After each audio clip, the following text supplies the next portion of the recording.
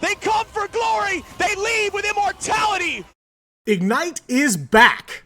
The biggest stage in Marvel Rivals is upon us once again, with a swath of new teams joining the fray this time. New and old faces will clash, rivalries will be born and continued, and only the most elite squads will make it out alive and into the Grand Finals tournament later this year. My name is Diatonic, and welcome to the 2025 Ignite Stage 2 Format Guide.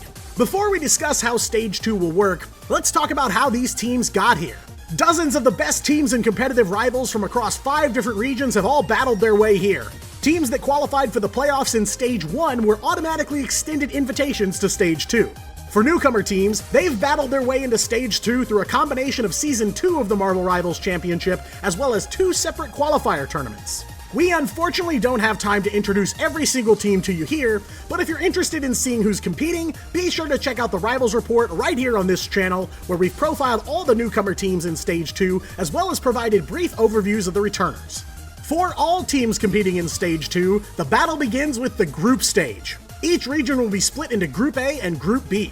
Over the first 2 weeks of competition, the Americas and the EMEA regions will play in a double elimination group stage, and Asia, Oceania, and China will compete in a round-robin group stage. For the Americas and EMEA, teams will compete in best-of-3 matches against one another, with the finals being best-of-5. The top 4 teams from each group will advance to the playoffs, meaning 8 teams total from each of those regions will advance. For Asia and China, teams will also participate in best-of-3s against each other.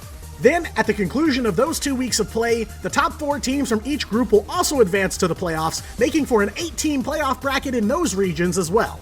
And finally, for Oceania, they'll play a round-robin group stage just like Asia and China, but only the top 2 teams from each group will advance, meaning only 4 teams total will make the playoffs in that region.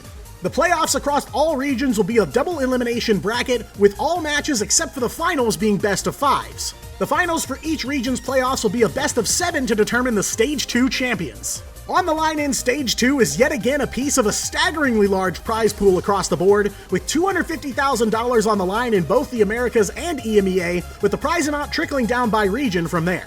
Certainly nothing to sneeze at, but aside from the attractive purses, possibly even more attractive is the potential for teams to qualify for the biggest LAN event of the year, the Marvel Rivals Ignite Grand Finals.